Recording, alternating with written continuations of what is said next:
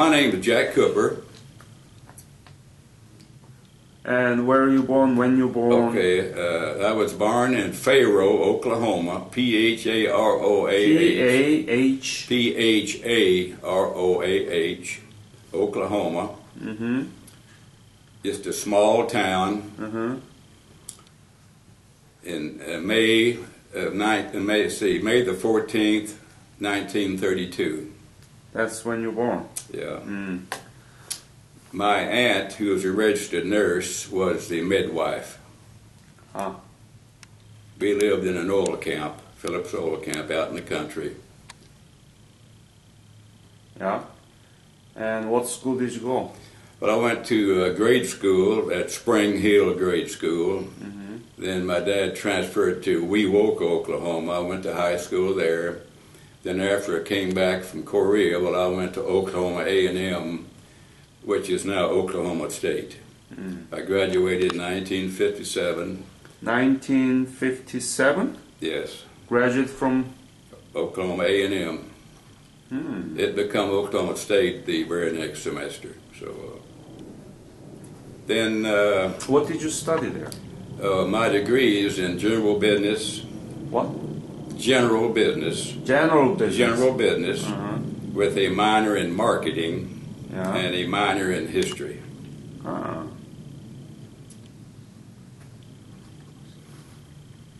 What high school did you graduate? Wewoka High School, W-E-W-O-K-A. Mm-hmm. When did you graduate high school? 1950. 1950. So it was about the time that the Korean War broke out. Yes, I was in the Oklahoma National Guard, the 45th Division. Uh-huh. Now, we more or less fibbed about our age, and I think I joined when I was 16. A lot of us did. Ah. Then, back then, when they activated the 45th after World War II as a National Guard division, each town usually had one or two units. So happens Wewoka had a medical company and a artillery battery, 105 howitzer firing battery. So it just so happens I was in the artillery battery. I had many high school friends in the battery. Then we also had great friends in the medical company. So it was when we went down to Camp Polk, to train. It was just, in fact, over in Japan and Korea, I saw, old buddies quite often over there. Oh, really? Yeah, pretty unique. So, when you graduated, did you have any knowledge about Korea? yes, see, of course, the Korean War had started, in June, and of course, we graduated from high school in June, but the division had already been alerted that we were going to mobilize September the 1st. They said, get everything in order. Of course, as a high school kid, we didn't have much to get in order, but the whole state mobilized, the whole division. So right after September the 1st, well, all of the motor pool people, all the vehicles, went on convoy down to Camp Polk, Louisiana, Leesville, Louisiana. Then the balance of us, we got on troop trains. And there was before you go into the details, were you drafted or? No, National Guard. I joined the National Guard. And mobilized. Yeah, they mobilized September the 1st, right, 1950. Mm-hmm. They mobilized the 45th Division in Oklahoma, the 40th Division in California, and a few other regiments, Arkansas and other places. What did people talk about Korea when the Korean War broke out? We didn't know anything about Korea. From a small high school. In fact, I didn't have any idea where Korea was. Uh-huh. So we were called to go, and of course we just went. That's what it was. And we were young, we were excited, and we needed to be leaving home, to be honest. And why is that? Well, a small town, a country boy, you don't travel very much. So we were just, excited to go on active duty. See the world, I guess. in the context of war? Well, we didn't know what war was, really. Then they didn't have television back in that part of the country. Right. And I didn't read the newspaper. And, You didn't have TV. well, it wasn't in everybody's home. Then they had some small black and white sets. Really? Yeah. In 1950s. Yes. Yeah. Okay. But I don't think I ever even seen anything about Korea. Well, we didn't watch TV. We couldn't afford one, really. So what did you say to yourself that I'm going to a country that I've never heard about before and I might be killed? It was exciting, to be honest. You don't worry about death when you're 18. You're almost invincible. So many of the guys that was in our outfits, we played ball together, football, basketball, so forth. And, we just didn't really give much thought, to getting killed or wounded. Did you know anything about communism? No. Nothing? Well, again, a small town. And, at World War II, I was just a small kid. And, of course, then I knew about China, communist China. And so, I had no idea, really, what we were fighting for, to be honest. It was just a mysterious factor. And we went, and then a lot of us came back, so... So what happened to you? Went down to where? The division trained in Camp Polk, Louisiana. Yes. We went into what they call Old North Camp Polk. It had been deactivated from World War II. Mm-hmm. So we went in and we opened it up. Mm-hmm. They fired up the furnaces. It sounded like freight trains taking off. There was many snakes in that part of Louisiana. Mm-hmm. So when we started cutting the grass, I didn't cut it, of course, but there was snakes all around, really, copperhead snakes. Then when we were on maneuvers, the big thing we had to worry about at night in those pup tents was snakes crawling into your tent to get warm. So you pretty well learned how to get up right quick and get out of there. Were you not afraid of snakes? Yeah, not just scared to death, but, of course, raised in Oklahoma, we were around snakes all the time, too. It was... and then what happened? When did you leave for Korea? From where? We, the whole division assembled in, I think it was March the 1st of 1951. Mm-hmm. And they had trains. They took us down to New Orleans, which wasn't that far, maybe 100 and some odd miles. Then we got out of off the train, and we stood there for it seemed like 2 or 3 hours. There was 2 troop ships there. I was on one they called the U.S. William Weagle. Mm-hmm. And finally we started loading on the ships. Then that took quite a while. Then from New Orleans? Yeah. We left through New Orleans, left at New Orleans, 2 troop ships. Went through the Panama Canal. Oh. Went up to San Francisco to resupply. Then we took out across the Pacific. And we went into, we was on that ship 30 days. A lot of fun. Sick and all that. 30 days? 30 days from the time we got on the ship in New Orleans to the time we got off in Hokkaido, Japan. That's a long time, isn't it? Yeah. Crowded. Smelly, vomits a lot of all times around. the decks were off limits because of bad weather, and but anyway, we hit Hokkaido. I believe it was April the 1st. Mm. Then we trained there until November. Then I went in the advance party for our battery. We had 6 men go. I think each outfit sent men overhead to Korea. So you had more than 6 months training in Hokkaido? About 6 months, yeah. yeah. What kind of training? It was, combat. We was in the field all the time, under... So you were in the 1st Infantry Division? No, the 45th Division. 45th Division. Uh-huh.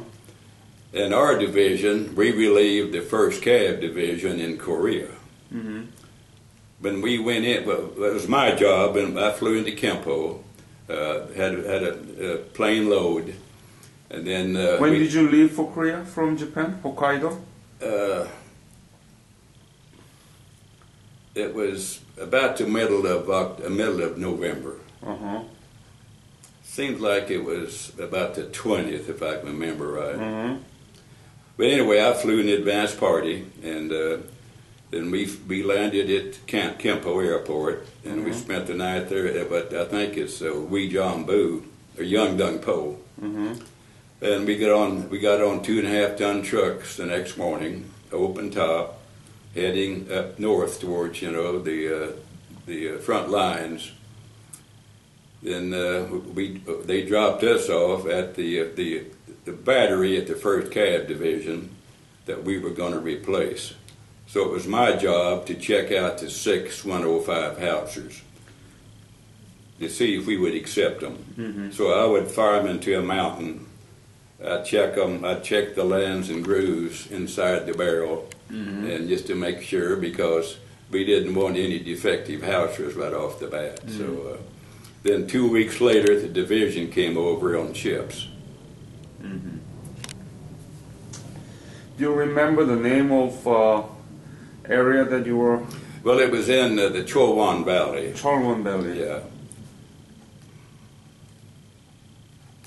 We were probably, when we got there, maybe, seems like about 20 or 30 miles north of the 38th, I believe. Mm-hmm. Then we started, when they started the peace treaties, they moved us back, and then... What was the situation there in Chowan Valley when you went out there? It was, it had been fought over several times already the time we got there, see, and, that's where the 1st Cav was, and it was ugly. It was wintertime. It was miserably cold.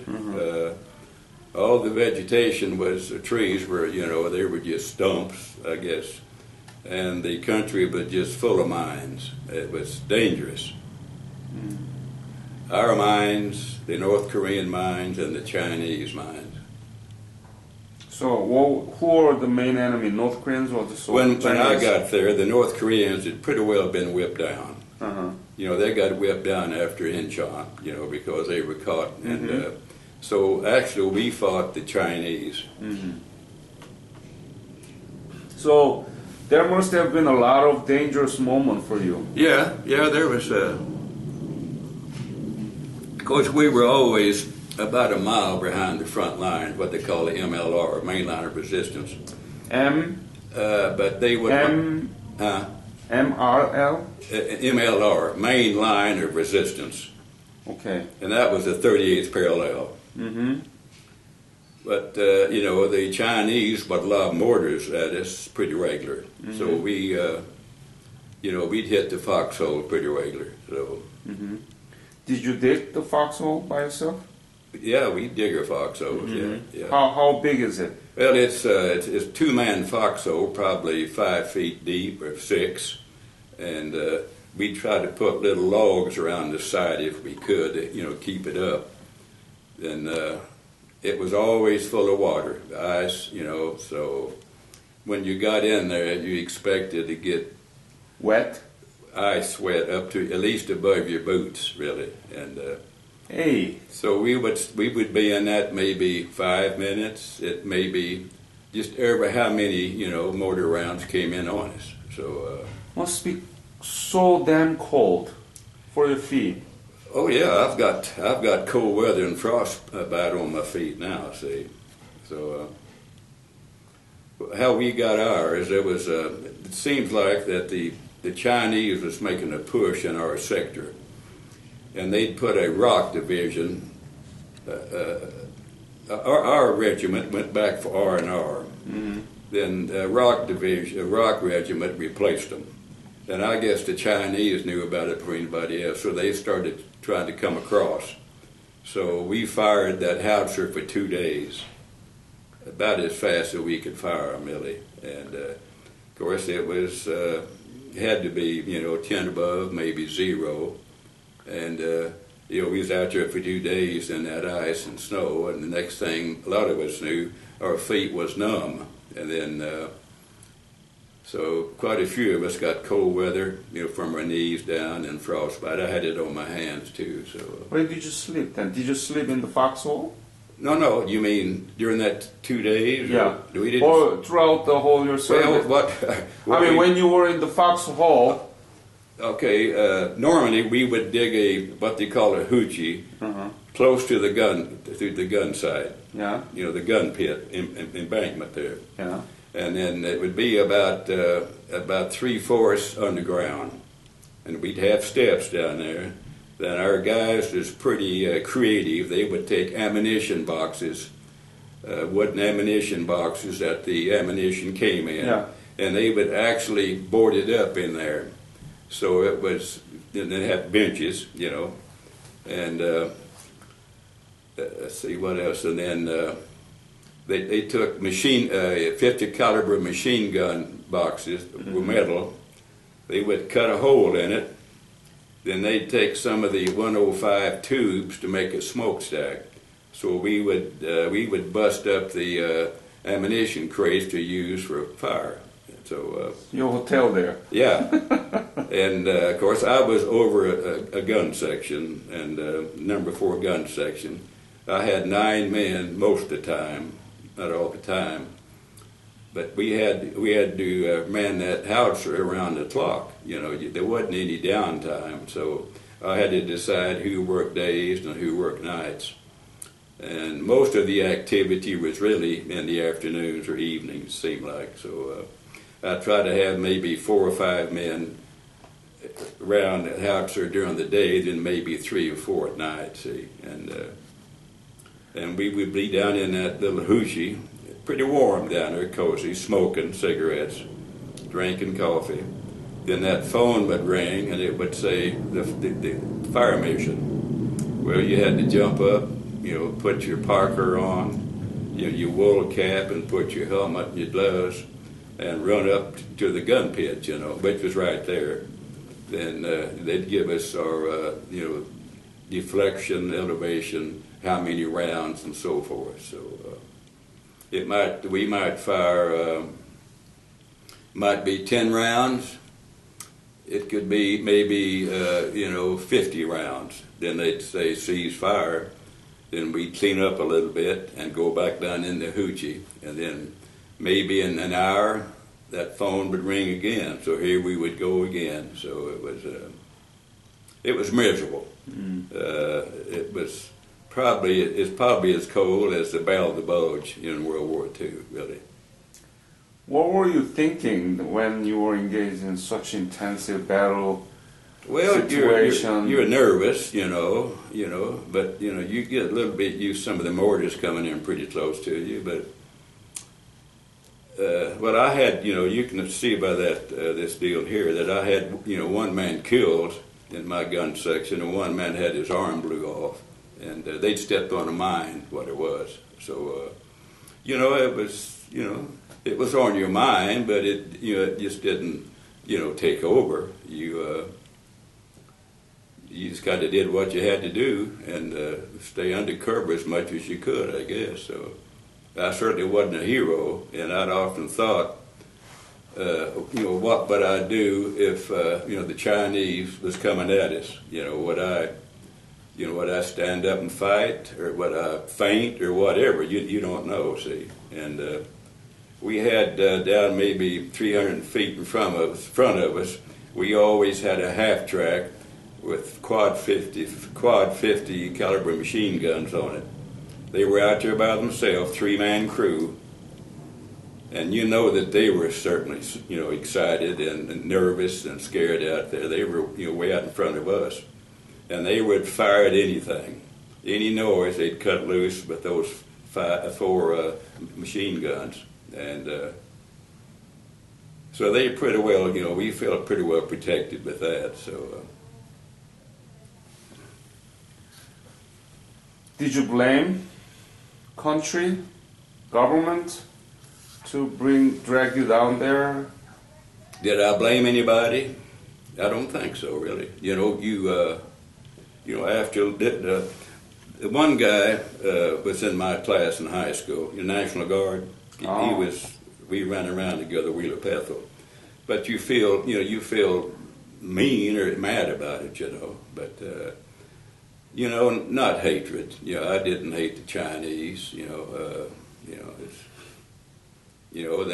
They lost a lot more people than we did. I can promise you that. And how close were you between you and Chinese soldiers? Well, that MLR, that might be 100 yards, it might be a quarter of a mile. See, it's about 150 miles. Are you Korean? Yeah. It's about 150 miles. Yeah, I know. Yeah. And of course, that was the 30th parallel. Yeah. And it depends on the mountains, but they'd be on what they could see each other. Then maybe the mountains, they couldn't see each other. But what we would do at least twice a week, we would take three howitzers up right behind the front lines. We'd take a load of ammunition and we'd fire it. Then we'd get out of there. One time when we were coming back over the hill, the Chinese finally wised up and they blew that valley all to hell. And so we just got out of there by the skin of our teeth, I guess. So. How was the logistics, like food, well, and clothes and ammunition, everything? Well, we had ample ammunition. And clothing. Of course, we had warm clothing.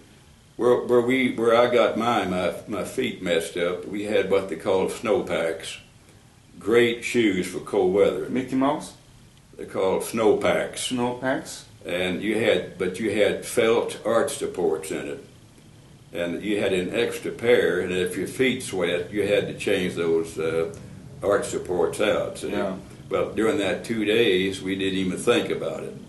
So we were out there, and in the ice and snow and what have you. And so after it was over with, we were all pretty well, screwed up with our feet. So. What did you eat? Well, we had hot meals quite a bit. It'd be dehydrated food, and we had the sea rations and so forth. And just frankly, I'll tell you what I did most of the time. Of course, I knew the mess sergeant quite well, and he'd give me those large cans of peanut butter, and I'd keep it down in the hoochie, and of course, I'd let my guys eat what they wanted to out of it, but. That's, I ate maybe 3 or 4 gallons of peanut butter, I think, over there. Seems like it's too much. Yeah. And you still like it? Oh, love it. Yeah. What was your rank? I was a sergeant first class. Sergeant first class. Yeah. That was what they called a section chief. And how much were you paid? It seems like in Korea, because it was tax-free, 140, I believe, something like that. Of course, we sent it all home, so... There were nothing for you to spend, right? I did go to Tokyo one time on R&R, 5 days. So... Did you have a camera? No. Nobody has camera at the time? Oh, they may have some up there. Yeah, there was people shooting, taking pictures and all that, but, you didn't pay attention to them. Now, this picture here, that being the first round fired for the division, they had quite a few military... Hold it up to chin so that I can take a picture and this camera can see it. Okay.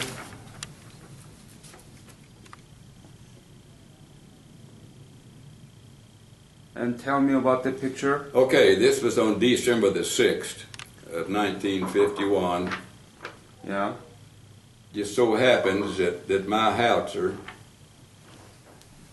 was selected to fire the first round at the Chinese for our division, which would be quite an honor. But there were several big wigs there, there was 2 or 3 generals and what have you. then quite a few photographers, and this big event. I'm the one holding the show. I was 19 years old. Pretty handsome dude, wasn't I? Yeah.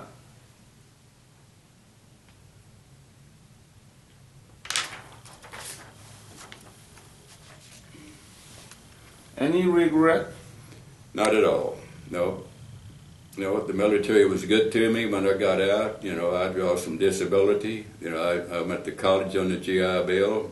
Oh. I bought my first house through the military. No, you know, I had no regrets. In fact, it was an honor to serve, frankly, and it's somewhat maturing, I might say. You know, for an 18-year-old country boy to get over there, and we had a good time in Japan. You know, we trained from Monday through Thursday in the field. In Hokkaido, you're talking about, right? Yeah, we were in a little town at Chitose, very small Japanese village, and you know, there was 2 or 3, you know, taverns. You'd call it just beer joints, really. So we would come in Thursday evening. We would clean the equipment on Friday. Then we'd have inspections on Saturday morning. Then we would go to the NCO club that afternoon. Yeah. Then go downtown and what have you. And so we had some good times. It was still martial law, so, you know, the Japanese police couldn't touch us, and the MPs knew we were going to Korea, so, you know, they weren't that strict on us. So, when did you leave Korea? well, it seems like, you know, it's been so long ago. Let's see. It was in June. I'd say about the first week in June. Of 1952, right? Yeah. Yeah. We went to Busan. I mean Incheon. Got on ships and went to Sasebo, Japan. We were there about a week, and then we got on a troop ship heading to Seattle, Washington. And that was about a 15-day voyage over there. Then just so happens they went down the alphabet so far, and we got to fly from this Fort Lawton, Washington, to Fort Sill, Oklahoma, which is in the town of Lawton. The rest of them had to catch, you know, a troop ship across. So, what did people say to you when you came back to your hometown? We weren't treated like the Vietnam veterans by any means, but, you know, it was, you know, they were tired of war from World War II, and they pretty well just kind of, I don't think they even asked me to think about the war, really. You know, it was just... Were they aware of you that of you were in Korea? Yeah, yeah. But, you know, we weren't treated like World War II veterans, you know. Why is that? Well, of course, you know, World War II, I have no idea, except, you know, the whole world was really involved in it, and I guess patriotism. Like Korea, you know, it wasn't as necessary as World War II, you know that, and so we would just went over to save the country, is what it was. Really, we were trying to stop communism. See, if the Chinese had run over, had taken over South Korea, they were after Japan. You know, and no matter what they were going to after that. See, they were going to make their own large empire, I guess. And of course, they had Russia's backing. You know that. So.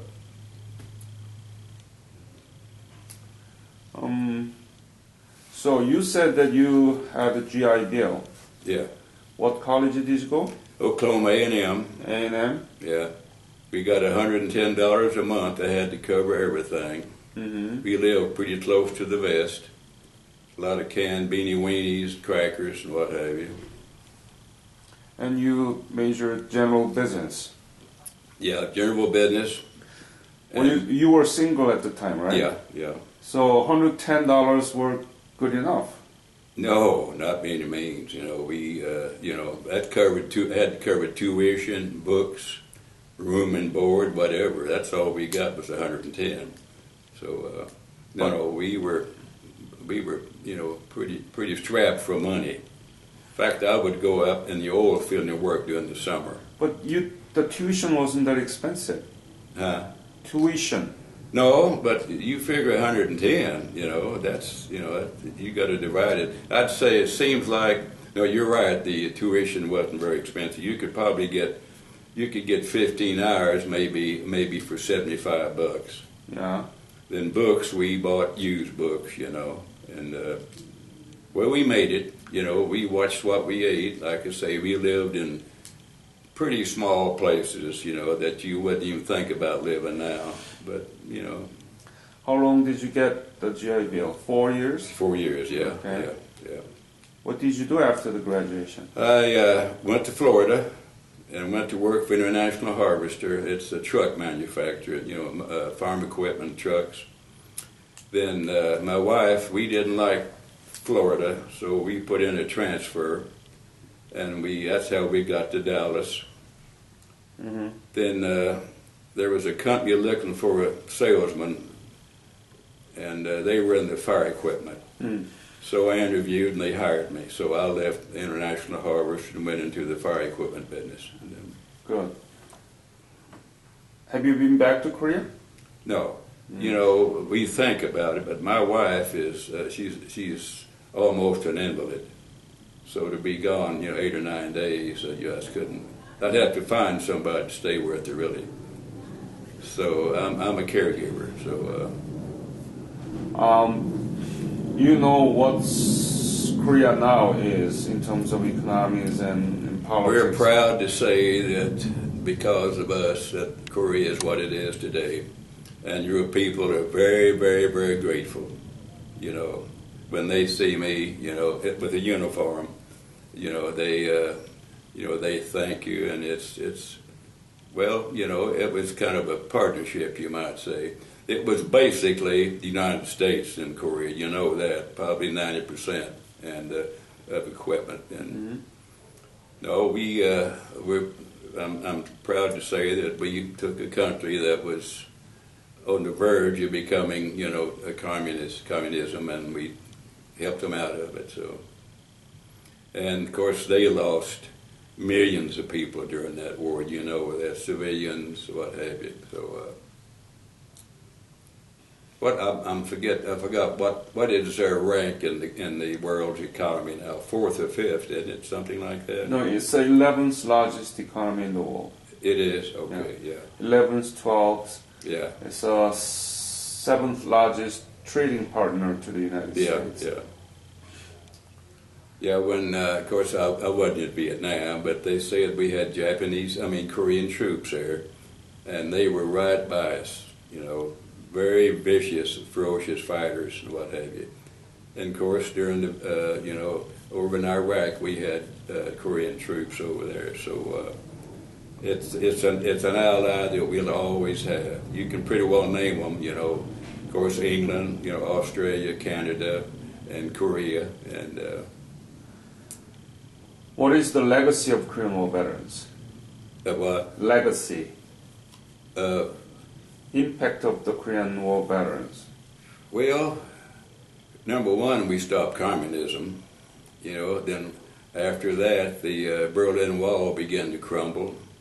The USSR, pretty well fell apart, and I think we just helped keep a free world, really, and. Any message to our young generations? Well, it's if you can serve your country. I really think that all young men and women ought to serve a certain amount of time in the military. So maybe. You support for draft? Yes, I would. Yeah. It should be mandatory to have some bit of military experience and be away from home, whatever, and. Kind of like Israel, how they do. See, it's mandatory over there. So, but does Korea have anything like that? Do they? Yeah, every man should serve in the army, in the military. You can see how strong they are and what have you, and it pays off. And of course, North Korea will never take over South Korea. You know that. It's. You sure? I'm sure. I'd bet my life that North Korea will never take over South Korea. And, no, I think they still remember the lesson they were taught in the Korean War. And are you willing to meet with North Korean and Chinese soldiers that actually fought against you in the 1950s and shake hands? Yeah, I would. Yeah, they'd be my age. I'm 82. Yeah, it was. War is just. It's almost impersonal, really. It's so many of them didn't want to be there. I'm sure. It was a sad situation. So many of the young Chinese troops were conscripts and probably farmers, people like that. And the Chinese would send those guys ahead of them, as the regular army. And they're the ones that got mutilated, really. And then, so I know, there was, millions of artillery rounds fired in Korea. And of course, we use what they call a proximity fuse, which would, just spray, shrapnel in a pretty good circle, and it would be just a massacre to some of those young Chinese, really. And towards the end of the war, they were willing to surrender. They wanted out of it.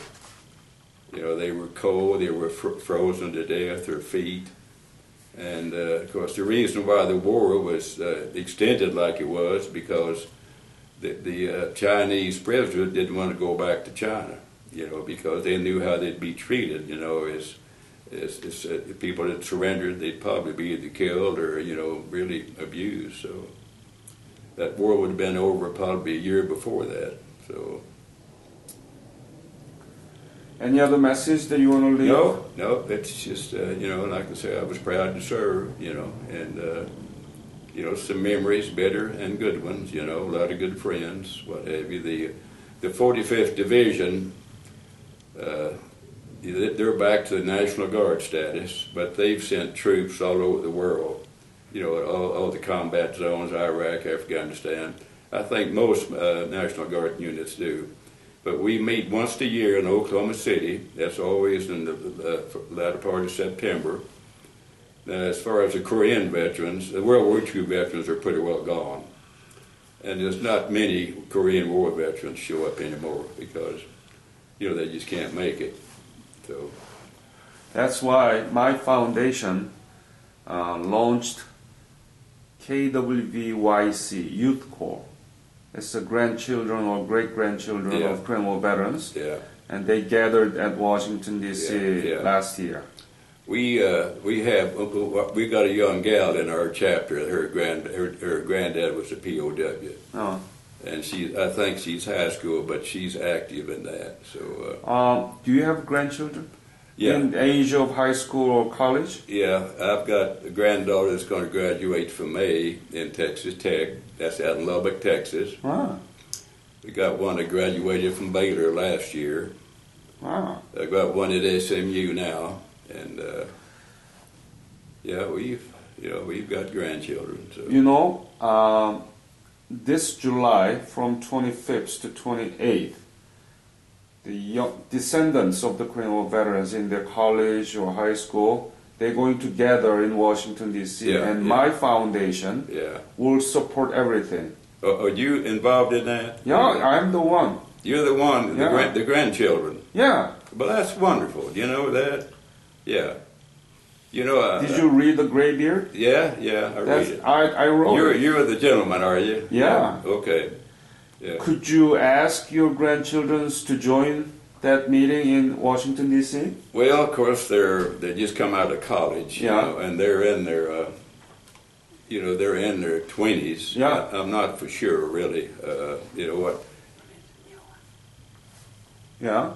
So, I'd be glad to ask them. Oh, yeah. In fact, our little high school girl, she was going to bring some more information at the next meeting, I think. And, so, what chapter are you in? It's 215. 215. It's called the General Walter H. I know. Jim Wetmore. Very well. Yeah, he's our president. Yeah.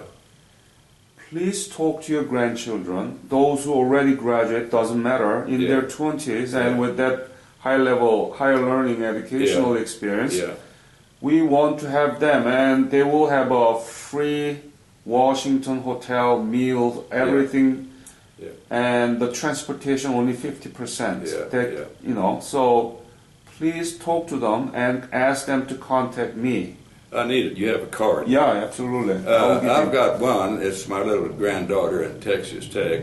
Now, she is the one that might be interested. Really. Oh, yeah. And she can meet many of other grandchildren of Korean parents. They can build a connection. And, that's how I want them to continue on your legacy. Yeah, she's pretty proud of her old granddad, Yeah, it's... Of course, I help her financially, my wife and I. We give her quite a bit of money to go to school on. Good. So you can give her 50% cover of the transportation. Without a doubt, and everything else will be covered by foundation. It's the same deal about going to Korea, I think, on the Korean veterans. They pick up half the tab. Exactly. So one of the days I'm going to make that trip back over there. Yeah. They say it is one heck of a trip. They say that the Korean military put on a show for you that's unreal. Thank you again, Jeff, for your interview. Thank you.